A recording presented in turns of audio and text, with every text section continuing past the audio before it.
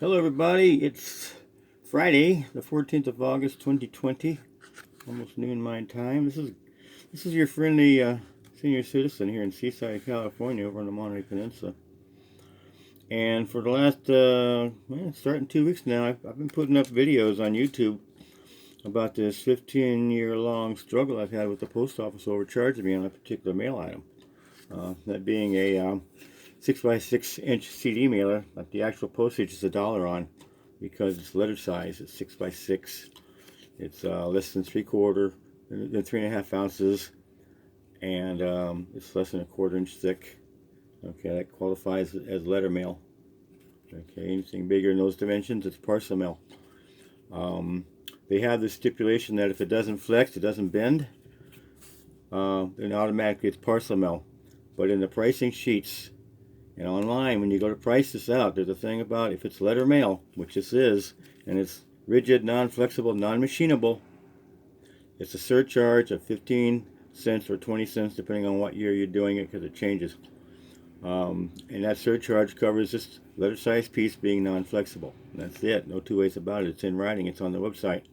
The problem I'm having is that when I on occasion, I mail about 3 or 4 days a week. There's files on it. There's CDs like this. There's World War II PDF files on it. And I send them to people for reasons, for research reasons. But from time to time, and sometimes more frequently than not, they send them back for postage. And you see how this one is? Return for postage. And then I got to go down to the post office and resubmit them, and then argue with, and we'll have a conversation at the counter with whoever, the clerk or the postmaster or whoever, supervisor, and try to explain to them that these are properly stamped. See, this got a $1 stamp on it. That's exactly what this costs. It's 2.6 ounces, so they charge 3 ounces. It's I think 15 ounces. This one I think is 15 cents surcharge, and the whole thing comes out to $1. So here's the one we're going to actually be talking about today. But I'm going to try to get 4 of these videos done today. That's why I'm doing them. This thing has turned into an incredible string of lies from the post office, just becoming more unbelievable every day. And that's what this video is going to be about. Another two more lies in the same lie I've discovered from this one person, a manager in the post office. So let me tell you about it. All right, this article was mailed out recently, within like the last month, and it was returned for postage due. You see right there in red, postage due. And these are my stamps, do not bend. Okay, that's my name up there. And it also has this RTS label, return to sender. And you see there's no check boxes checked on that.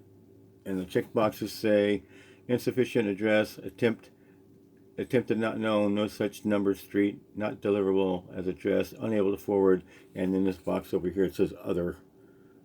Okay. In a series of emails, I'm going to be reading all the emails from the person we're going to be talking about right now, the manager, leading up to what this discussion is about. And you'll see how this evolves. I'm also going to be reading all the emails from all the other managers I've been dealing with to see that you'll see by my input and their responses that I'm absolutely correct on this. But anyway, so here it is. This came back, and I went to the Seaside post office, and I got to take it back to remail. And I got kicked out by the Seaside post office because, and 6 months early, you'll see in another video, 6 months early I was received in a very friendly manner at the post office. Initially rejected by the clerk, but the supervisor there, who I've known from a couple of years before, who knows I'm right, corrected the clerk and accepted it. So, and that's in Monterey. And so in the 6 months here, a few months later, in the very same post office here, just shortly ago, about 2 weeks ago now, I got kicked out of Seaside because this got returned. And also 6 months ago there, the postmaster there was corrected by this very same manager that we're going to be talking about, and whose name is Marie Christina Verre. She's a San Jose business mail manager.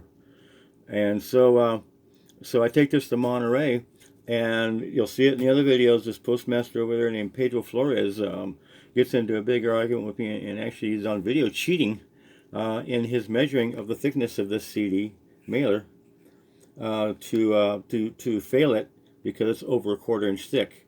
Now, if this is over a 1/4 inch thick, the postage goes from $1 to $4 to the recipient. Okay, that's what we're discussing here. Okay, so this thing comes back. I'm dealing with Christina Vareg again now. She's helping me again 6 months later, and she's looking into it, I guess, and I go to Monterey, and nothing's happened now between me and her, and I'm in Monterey, and she calls on the phone, or the manager that calls on the phone, Pedro Flores, calls on the phone to Christina, and they get into this big argument on the phone about this, whether it's parcel mail or letter mail. But the whole story is about this. Okay, she comes back later on with another email about this, but from a different angle, from a different approach and attack, saying that this return to sender label was put on there because it's undeliverable. Because in her email it says because the address is not in the post office database, address database, as proven by this label. Well, none of the check boxes are checked on this, and this other box, which could be returned because it's inflexible, it's rigid, isn't checked either.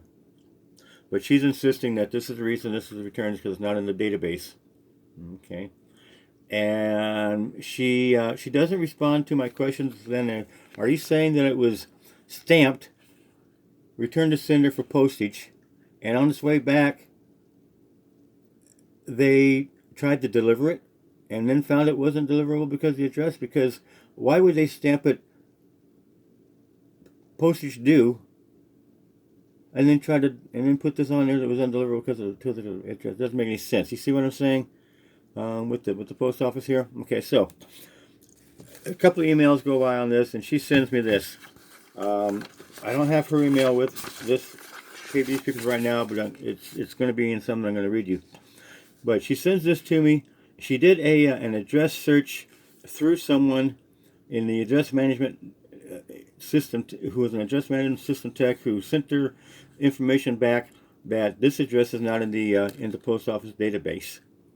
And here's what Christina Vareg sent me to prove this.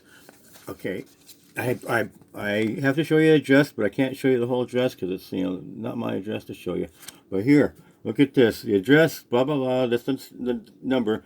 34th Street, Bayonne, New Jersey, is not in the database. Thank you. Amarada Threat, Address Management System Tech. Okay, there's two things going on here. Now watch. This will blow your mind. Okay, you see that 34 ST, 34th Street? That's now here, right? 34th Street. It should be 34TH space ST period. 34th Street. They wrote it 34ST. Okay.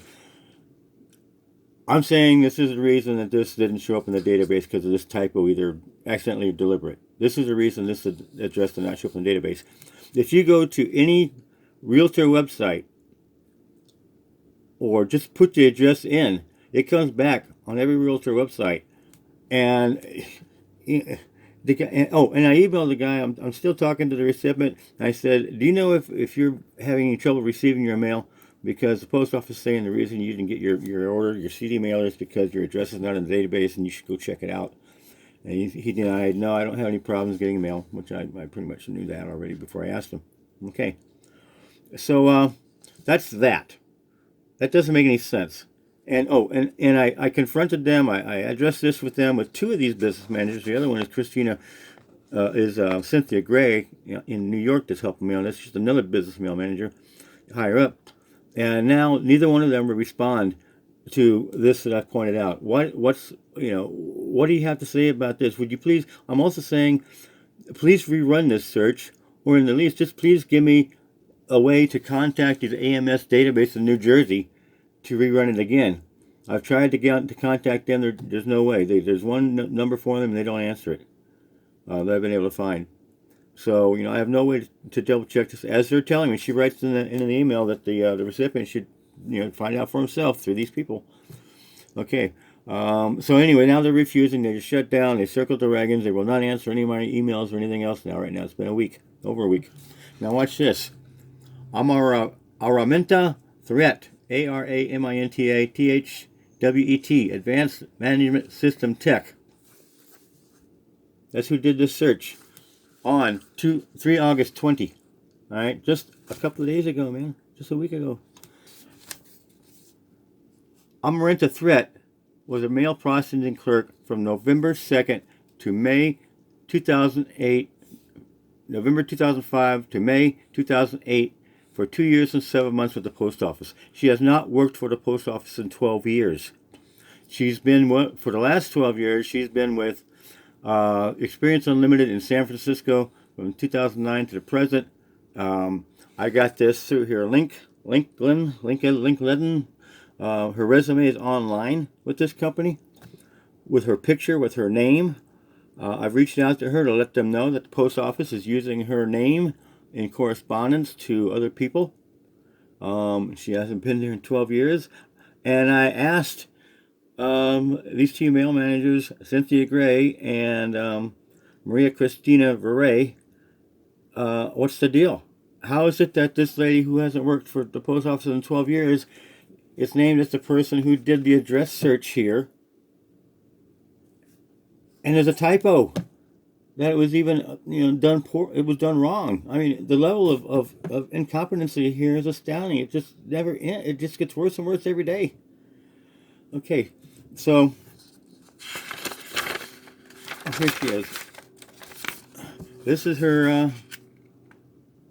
She's an accounting professional. This is her.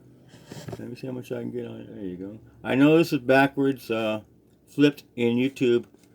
I haven't learned how to reflip it yet. But let me see. It says right here, mail processing clerk. Right there. Let me see. Can you read it? Mail processing clerk. And it gives a date. Is that coming out at all? Well, it's backwards anyway. But there it is, man. It's right there. This is her resume online. And they're saying this lady is the one that's doing the mail search right now on this address that they couldn't deliver to. Come back saying it's not in the database. I mean, is this a white lie or what? Here's here's the place right here. This is it. That's one realtor. I don't want to make sure I don't show you the address. Here's again on Redfin. That's the address. Here it is again on Zillow. All right, this shows a big map on Zillow. It's listed. Well, not listed, but it's it comes up in a search. The address, I can show you the address without the label, is absolutely right. It's written as it's supposed to be. It's written as it is on the PayPal invoice for when these orders come in. I sell these things for $50. And that's the story on this. I just don't get it. Why are they sending me so much disinformation? Is it lies? Is it ineptness? Is it incompetence? I don't understand. Is this a cover-up? So that's why I'm doing these videos. I'm getting ready to go down to meet with the Monterey Weekly to do a story on this. Trying to get it in the local paper, and they're interested. Okay, so now I'm going to do some other videos on the specifically. I think we're going to be doing the emails. So I need to get that out to you, show you how this story evolved, and all this business about 1 CDs and cardboard and 3 CDs and all that. Okay, so we're going to go do that next. Okay, Gary out.